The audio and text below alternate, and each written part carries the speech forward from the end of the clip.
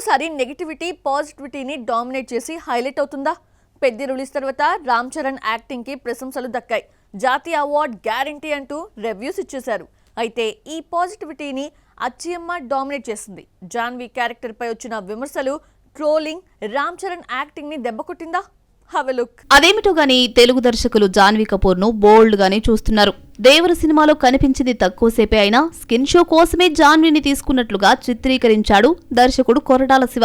పెద్ది దగ్గరకు వచ్చేసరికి బుచ్చిబాబు మరింత రెచ్చిపోయి జాన్వీతో హద్దులు దాటించేశాడు. పల్లెటూరు అమ్మాయిలు ఇలాగే ఉంటారా అనిపించేలా చీప్ గా చూపించాడు బుచ్చిబాబు. రామ్ చరణ్ యాక్టింగ్ కు మంచి మార్కులు పడ్డాయి. జాతీయ అవార్డు వస్తుందని నమ్మకంతో రివ్యూలు ఇచ్చేశారు. అయితే జాన్వీ క్యారెక్టర్ పై నడుస్తున్న ట్రోలింగ్ రామ్ చరణ్ పై వచ్చిన పాజిటివిటీని దెబ్బకొట్టింది. దీనికి తోడు ఇన్స్టాలో పెట్టిన రివ్యూను జాన్వీ లైక్ చేయడంతో సోషల్ మీడియాలో ఇదొక హాట్ టాపిక్ గా మారిపోయింది.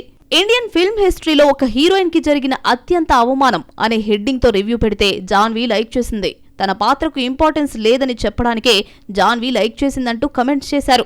పొరపాటున లైక్ సింబల్ టచ్ అయిందని మరికొందరు భావించారు. సోషల్ మీడియాలో ఇదొక హాట్ టాపిక్ గా మారడంతో జాన్వీ ఆ పోస్ట్ ను అన్లైక్ చేసింది. అయితే అప్పటికే జరగాల్సిన ప్రచారం జరిగిపోయింది. దీనికి సంబంధించిన స్క్రీన్ షాట్స్ నెట్టింట వైరల్ అయ్యాయి. జాన్వీ తెలుగులో 2 పాన్ ఇండియా మూవీస్ తో నటించే ఛాన్స్ వస్తే విమర్శలు, ట్రోలింగ్ ఆమెకు గుర్తింపు తీసుకొచ్చాయి. అసలు ఏమాత్రం ఇంపార్టెన్స్ లేని బి గ్రేడ్ క్యారెక్టర్స్ ఎందుకు చేయాల్సి వచ్చిందో జాన్వీ ఫ్యాన్స్ కు అర్థం కావడం లేదు. హిందీలో ఛాన్సులు అంతంత మాత్రమే. తెలుగులో 4-5 కోట్లు ఆఫర్ చేయడంతో రెమ్యూనరేషన్ కోసం రాజీ పడిందా అనిపిస్తోంది. అయినా ఈ జనరేషన్ తెలుగు దర్శకులు హీరోయిన్స్ ను ఇంతగా దిగజార్చి చూపించలేదు. మరో తెలుగు సినిమా ఓకే చేసినప్పుడైనా క్యారెక్టర్ గురించి జాన్వీ ఆలోచిస్తుందో లేదో చూడాలి మరి. ఎన్టీఆర్ ప్రశాంత్ నీల్ మూవీ డ్రాగన్ ని ఏడాది నుంచి తీస్తూనే ఉన్నారు. ఈ ఏడాది జూన్ లో రావాల్సిన ఈ సినిమా 2027 జూన్ 11th కి వెళ్లిపోయింది. రిలీజ్ కోసం ఇంకా 13 నెలలు వెయిట్ చేయాల్సిందే. 15 నెలలుగా సినిమాను పూర్తి చేయలేని ప్రశాంత్ నీల్ ఇంకో ఏడాది ఎక్స్ట్రా ఎందుకు తీసుకున్నాడు? ఈ ఆలస్యం వెనుక రీజన్ ఏంటి? Watch the story. NTR Prashanth Neel movie ఏ ముహూర్తాన మొదలు పెట్టారో గానీ షూటింగ్ సాఫీగానే సాగడం లేదు. 2024 ఆగస్టులో సినిమాను లాంఛనంగా మొదలుపెట్టారు. మధ్యలో వార్ 2 కోసం తారక్ కొన్ని రోజులు కేటాయించినా డ్రాగన్ పూర్తి కావడానికి దాదాపు 3 ఏళ్లు పడుతోంది. డ్రాగన్ యాక్షన్ ఎపిసోడ్ తో 2025 ఫిబ్రవరిలో రెగ్యులర్ షూటింగ్ తో మొదలైంది. హీరో లేకుండానే రామోజీ ఫిలిం సిటీలో ఓ యాక్షన్ సీన్ ను తీశాడు దర్శకుడు.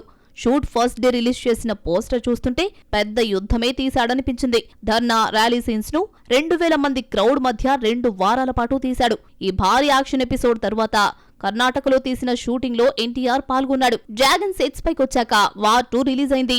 ఈ డిజాస్టర్ దెబ్బకు పగడ్బందీ స్క్రిప్ట్ కావాలని తారక్ కోరాడట.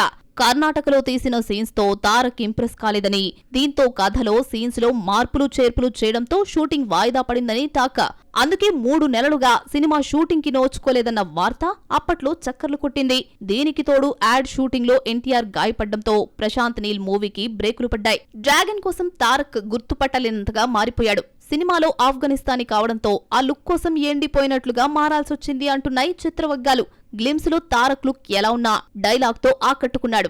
డ్రాగన్ గ్లిమ్స్ లో 2 పార్ట్స్ గా సినిమా వస్తుంది అని చెప్పలేదు. కానీ డ్రాగన్ ధురంధర్ ని ఫాలో అవుతున్నాడు అని తెలిసింది. 2 పార్ట్ల షూటింగ్ పూర్తి చేసి 3 నెలల గ్యాప్ లో ధురంధర్ 2 ని రిలీజ్ చేసినట్లుగా డ్రాగన్ 2వ పార్ట్స్ ని కూడా రిలీజ్ చేస్తారా? సినిమా రిలీజ్ ఆలస్యానికి 3 ఏళ్లు తీయడానికి కారణం ఇదేనా? Have a look. Prashanth Neel కథలు చాంతాడంత ఉంటాయి. ఒక పార్ట్లో చెప్పాలంటే కష్టమే. కేజీఎఫ్ ఇప్పటికే 2 పార్ట్లతో రిలీజ్ కాగా 3వ పార్ట్ తీయాల్సింది. ఎన్టీఆర్ మూవీ కంటే ముందే సెట్స్ పైకి రావాల్సిన సలార్ 2 వాయిదా పడింది. పెద్ద కథలు మాత్రమే రాసుకునే ఈ కన్నడ డైరెక్టర్ డ్రాగన్ ను కూడా 2 పార్ట్లుగా తీస్తాడని తెలిసింది.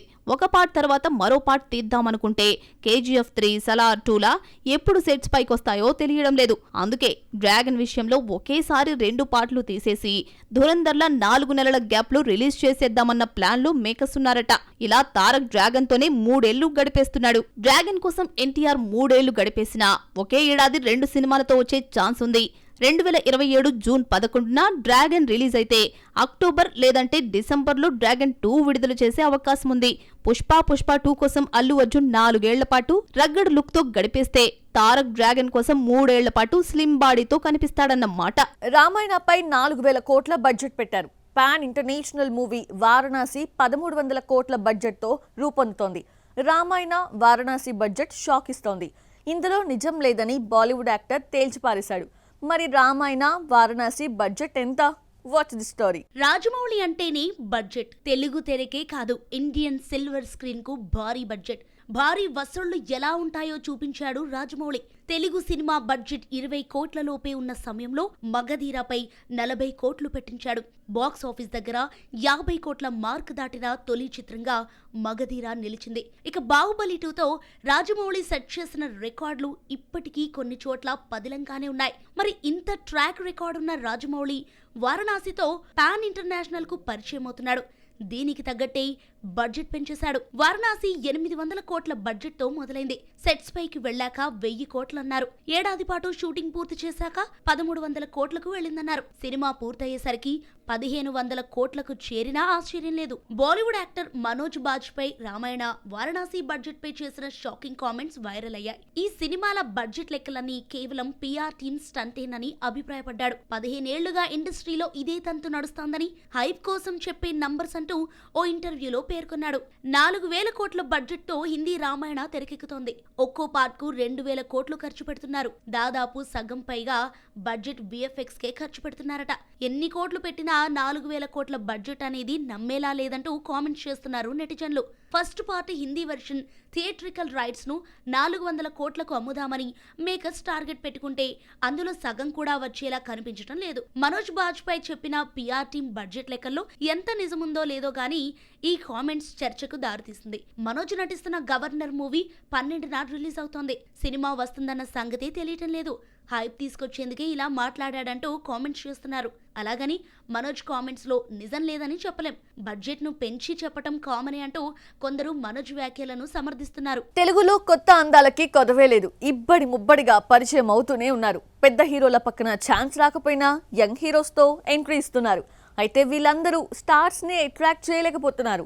కొంతమంది నయాభామలు స్టార్స్ ఫోకస్ లో పడి స్టార్ హీరోయిన్స్ అయిపోయారు. వాళ్ళెవరో చూద్దామా?